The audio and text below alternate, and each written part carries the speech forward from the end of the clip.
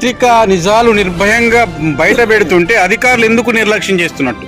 పత్రికా మీడియా వార్తలు మీడియా గుర్తింపరిచిన పత్రికలు వివిధ రూపాలలో పత్రికా వార్తలు వచ్చిన అసలు వార్తలు తొక్కి పెడుతుందో పత్రికల వాళ్ళను పాత్రికేయులను మీడియా ప్రతినిధులను ఈ భయభ్రాంతులకు గురి చేస్తుందో ఇబ్బందులకు పాలు చేస్తుంది. కానీ పత్రికల వారికి కూడా మీడియాకు కూడా ఈరోజు స్వేచ్ఛ లేదు.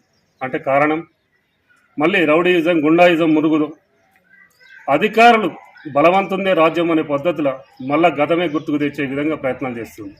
కావున అందుకే ఆ గతం అనేది గుర్తు రాకుండా ప్రజాస్వామ్య దేశంగా ప్రజలకు ప్రజాపాలన నిజమే అని ప్రజలు చెప్పుకునే విధంగా అందరికీ న్యాయం చూపాలని న్యాయం జరగాలని ఈ సందర్భంగా కోరుతున్నాను. వార్త సేకరించి ఆర్టికల్ తయారు చేసి ప్రచారం చేసి ప్రత్యేకంగా న్యాయం జరగాలని చెప్పేసి వార్తలకు ఎందుకు న్యాయం జరగడం లేదు?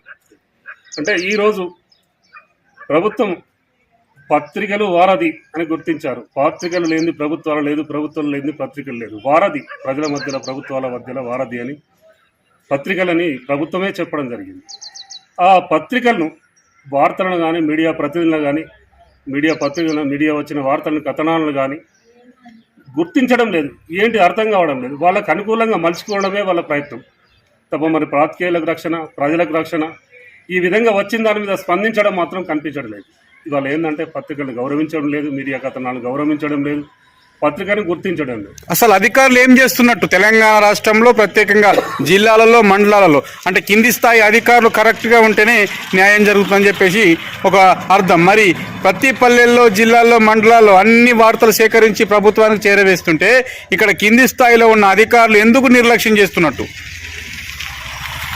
కింది స్థాయిలో ఉన్న మండల స్థాయి అధికారులు అది అయినా నిర్ణయాలు తీసుకోకపోవడం వలన ప్రజలకు న్యాయం జరుగుతలేదని ఇది నిజము అని అంటే ఏంది అంటే అందరు జగమెరిన సత్యం.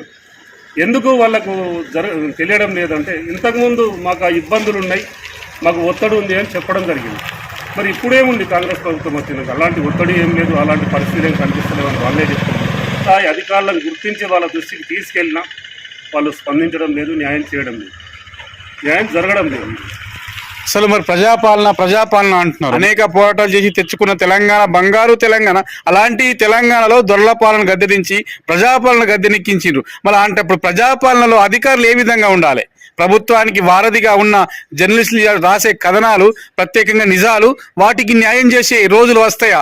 ఈ అధికారులు తెస్తారా? ఈరోజు కావాల్సింది ఏంటంటే దొరల పాలన 10 ఏళ్ళు దొరల పాలనకు చమనదీతంగా వాడాలా, దొరల పాలన పోవాలి, ప్రజాపాలన రావాలని చెప్పి ప్రజల కోరిక మేరకే ప్రజా పాలన రావడం జరిగింది, దొరల పాలన పోవడం జరిగింది. మరి ఇప్పుడైనా అధికారులు ప్రజలకు న్యాయం చేయాలి కదా, ప్రజలకు న్యాయం జరగాలేదు కదా. మన నీరు కోసం, తాగునీరు కోసం, సాగునీరు కోసం, విద్య కోసం, వైద్య కోసం, ఉపాధి కోసమే కదా ప్రజలు పోరాటాలు చేసి ఇవన్నీ చేయడం జరిగింది. సకల జన్మ మిలియన్ మార్చు, వంట మార్పు, ఎంతోమంది జైలు పాలైండు, ఎంతోమంది అమరులైండు. ఇంతమంది త్యాగం చేసి సాధించుకున్న తెలంగాణలో ప్రజాపాలన వస్తుంది, ప్రజాపాలన వచ్చిన తర్వాత మా జీవితాలు బాగుపడతాయని గంటపదంగా చెప్పడం కూడా జరిగింది. కానీ దీని మీద ప్రభుత్వం అసలు కింది నుంచి మీది వరకు ఇంటెలిజెన్స్ ఎప్పుడు కొన్ని సమస్యల మీద అక్కడక్కడ మాట్లాడుతున్నప్పుడు నేను వింటున్నా. ఇలాంటి హరాస్మెంట్, ఇలాంటి ఇబ్బందులు, ఇలాంటి కష్టాలు పేదవాళ్ళకు జరుగుతుంటే స్పందించడం లేదు అధికారులు. కారణం ఎవరు? జిల్లా స్థాయి అధికారులు దృష్టి సారించి కింది స్థాయి అధికారుల మీద చర్యలు తీసుకున్నప్పుడే ప్రజలకు న్యాయం జరుగుతుంది. పేదరికమా పోలేదు, దరిద్రమా పోలేదు, ఉద్యోగాలు లేవు, నిరుద్యోగ సమస్య ఎక్కువ ఉంది, అప్పుల సమస్యలు ఎక్కువ ఉన్నాయి. అంటే రోజు రోజుకు నిరుద్యోగ సమస్య ఎక్కువ కావడం వల్లనే నేరాలు అనేది జరుగుతున్నాయి. ప్రభుత్వాలు స్పందించి వారికంటూ అంటే నిరుద్యోగులకు విద్య గురించి, వైద్యం గురించి సర్వే చేస్తూ గతంలో ఒక తెలుగుదేశం ప్రభుత్వంలో ఒక సమస్య చూసిన నేను పేద నిరుపేద అనే సర్వే చేయడం జరిగింది. కానీ ఈరోజు కూడా ప్రభుత్వాలు ఈ 2500 ఏది నిరుద్యోగ భృతి, ఇంకేదో మహిళలకు 2500 ఏదో చేస్తాం ఇవన్నీ అది కాదు. శాశ్వత పరిష్కారం చూపాల్సింది. విద్య గురించి, వైద్య గురించి ఉపాధి కల్పించినప్పుడే ఈ పేదరికం పోతుంది. ప్రజాపాలన ప్రత్యేకంగా ప్రజాస్వామ్య దేశంలో ప్రజాపాలన అనేది బంగారు తెలంగాణలో 10 సంవత్సరాలకు అమలైంది. అలాంటి అమలులో మరి ప్రత్యేకంగా ఈ ప్రజలకు అనేది ప్రభుత్వ అధికారులు సేవలు అందిస్తున్నారా? ఇప్పుడు ఈ ప్రభుత్వం వచ్చిన తర్వాత సిలిండర్లు అనేది పూర్తి స్థాయిలో జరగలేదు. 20% కూడా జరిగిందో లేదో తెలియదు. కరెంటు బిల్ల విషయం కూడా 20-30% జరిగింది. ఇంతవరకు బియ్యం మాఫీ కాలేదు. గ్యాస్ సిలిండరు 500 పడలేదు. లేకపోతే 2500 రూపాయలు కళ్యాణ లక్ష్మి మహాలక్ష్మి పథకం ఏదో పెట్టింది, అవి కూడా ఎవరికి రాలేదు. తులం బంగారం అనేది ఇప్పటి వరకు ఎవరికి అందలేదు. అంటే ఇది నిజంగా ఏంటంటే ప్రజలు, మీరు ఎవరైతే మేము ప్రజలకు మంచి సేవలు అందిస్తున్నాము, ప్రజలకు మంచి పాలన అందిస్తున్నాము, మా ప్రభుత్వం వచ్చింది, ప్రజలు కోరుకున్న ప్రభుత్వం వచ్చింది చెప్పినప్పుడు ఇవన్నీ ప్రతిపక్షాలు లేవనెప్పి నిలదీసే పరిస్థితి కూడా వాళ్ళే తెచ్చుకున్నారు. చెప్పింది చేయనప్పుడు జరుగుతుంది కదా, తప్పనిసరి నిలదీస్తారు, అడుగుతారు కదా. వాళ్ళకి అవి చేయాలి, చెప్పిన మాట నిలబెట్టుకోవాల్సిన అవసరం ప్రభుత్వాలకు ఉంది.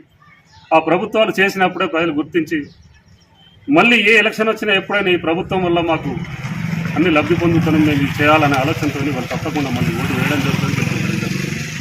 అలాంటి జరిగినప్పుడు ఇలాంటి మళ్ళీ ఓటు వేయరు, గెలిపించారు కదా జరిగేది. ఓకే, ముఖాముఖి ఒక క్వశ్చన్ చేస్తున్నాను. అంటే అధికారులు అంటే నిర్లక్ష్యంతో, అంటే అదేదోడికి పని చేయాలన్నా మళ్ళా టేబుల్ కింద అవినీతి అనేది పోయినప్పుడే, అవినీతి రూపుమాపినప్పుడే, అవినీతి లంచగొండితనం జరగనప్పుడే, పర్సంటేజ్ జరగనప్పుడే న్యాయం జరుగుతుంది. అసలు నిజంగానే టేబుల్ కింద చేయి పెడుతున్నారా? చేయి పెడుతుండ్రు. అందులో నాకెంత వాటా, ఉదయం పొద్దుగల లేస్తే నాకేం వస్తాను, నువ్వు ఏమిస్తావు అనే పరిశీలన నడుస్తుంది. వాళ్ళ దగ్గరికి పోతే నాకేం ఉప్పు తిప్పలు పెట్టి చివరికి వాళ్ళు వచ్చే బెనిఫిట్ వచ్చిన తర్వాతనే వాళ్ళు చేయడం జరుగుతుంది. అలాంటి అధికారులను బయట పెట్టగలుగుతావా? ఇప్పుడు అలాంటి అధికారులను మీరు ధైర్యంగా బయట పెట్టగలుగుతారా? తప్పనిసరి అటువంటి పరిస్థితులు ఏర్పడినప్పుడు తప్పకుండా బయట పెడతాం. చూస్తుండండి పెరియార్ జై. నా పేరు చింతోజ్ బాలయ్య, ముస్తాబాద్, గోల్డ్ స్మిత్, ఉద్యమ సోషల్ వర్కర్ను. గత 80-82 నుంచి నేను చూసిన ఈ పోరాటాలు, ఉద్యమాలు ప్రతి దానిలో నేను పార్టిసిపేట్ చేసిన. నేను చాలా భూ సమస్యలు అన్ని వదులుకొని చివరికి ఇప్పుడు పేదరికం అనుభవిస్తున్నాను. నేను ఏమంటున్నా అంటే ప్రజలకు, పేదవాడికి న్యాయం జరిగినప్పుడే, పేదవాళ్లకు లబ్ధి చేకూరినప్పుడు, విద్యా వైద్య ఉపాధి కల్పించినప్పుడు నిజమైన పాలనను ప్రజలు గుర్తిస్తారు. అదే నేను కావాలని కోరుకుంటున్నాను ఈ సందర్భం మీడియా.